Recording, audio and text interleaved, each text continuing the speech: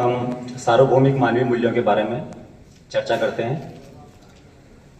आप डायरी लेके आते हैं, चाहे तो आप जो भी यहाँ पे बिंदु सुनते हैं, कोई बात आपको अच्छी लगती है तो आप नोट कर सकते हैं उसको।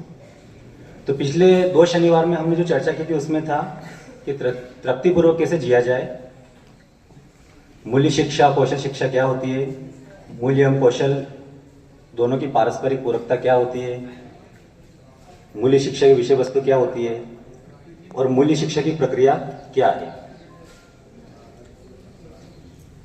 इसके अलावा हमने पढ़ा था सार्वभौमिकता क्या होती है, तर्कसंगत विचार क्या होते हैं, स्वाभाविक और जांचने योग्य तथ्य क्या होते हैं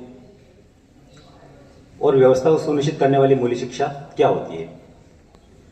आज हम चर्चा करने जा रहे हैं स्व अन्वेषण मूल्य शिक्षा की प्रक्रिया। स्व अन्वेषण से मतलब है खुद की खोज करना, स्वयं को पहचानना। अब स्व अन्वेषण जो हम करें उसमें हमें खुद से संवाद करना है। स्व अन्वेषण से मतलब यह है कि हमारी चाहना क्या है, हम चाहते क्या हैं और जो हम चाहते हैं क्या हम उसके अनुरूप कार्य कर रहे हैं या हमारा प्लान जो है क्या हमारी चाहना के अनुरूप है, यह हमें पता करना है। तो हमारी चाहना और हम जो कर रहे हैं उन दोनों में कहीं पे विरोध नहीं होना चाहिए। हम जो चाहते हैं उसको पाना चाहते हैं तो उसके अनुरूप यदि हम कार्य करेंगे तो हमारी चाहना पूर्ण हो जाएगी।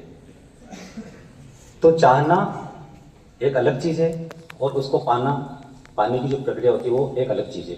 तो दोनों में कभी विरोध नहीं होना चाहिए। तो आप हमेशा अपने अंदर जाके पता करें कि आप क्या चाहते हैं और जो चाहते हैं क्या उसके अनुरूप कार्य कर रहे हैं। यदि कार्य कर रहे हैं तो आप सुख की स्थिति में होंगे, आनंद की स्थिति में होंगे।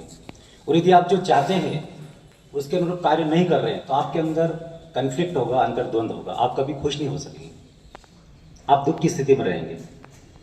तो हमेशा आप स्व अन्वेषण करें और स्वयं से संवाद करें, स्वयं से बात करें कि क्या मैं जो चाहता हूँ उसके अनुरूप मैं कार्य कर रहा हूँ।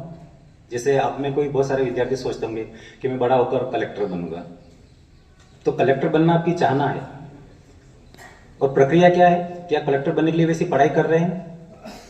अगर नहीं कर रहे हैं तो भविष्य में आप दुख की स्थिति में रहेंगे। आपकी चाहना कलेक्टर बनने की है और आप उसके अनुरूप पढ़ाई कर रहे हैं तो निश्चित रूप से आप सफलता को प्राप्त करेंगे और भविष्य में आप सुख की स्थिति में रहेंगे। तो कभी भी चाहना और चाहने की जो प्रक्रिया है उन दोनों में विरोध नहीं होना चाहिए। वह सहज स्वीकृति के आधार पर होना चाहिए। सहज स्वीकृति का मतलब यह है कि वो चाहे अमेरिका में आप सोचे बैठकर या जापान में बैठकर सोचे, इंडिया में बैठकर सोचे, वो हमेशा सही होगी, मतलब एक जैसी होगी, उसमें कोई परिवर्तन नहीं होगा कि आप इंडिया में सोच रहे हैं तो अलग बात हो रही है, अमेरिका में सोच रहे हैं अलग बात है, जापान में अलग बात हो रही है। सहज स्वीकृति हमेशा सही सत्य होती है और सहज स्वीकृति को पाने के लिए हमें प्रस्ताव पता करना पड़ता है और प्रस्ताव का परीक्षण करना पड़ता है। तो आज के लिए बस इतना ही है कि हम स्व अन्वेषण कैसे करें। तो आप स्वयं से बात करें, स्वयं से संवाद करें कि आप जो चाहते हैं क्या उसके अनुरूप कार्य कर रहे हैं। और कार्य कर रहे हैं तो आप सुख की स्थिति में होंगे और नहीं कर रहे हैं तो आप दुख की स्थिति में होंगे। तो चाहना और चाहने की प्रक्रिया में कभी भी अंतर्द्वंद नहीं होना चाहिए। धन्यवाद।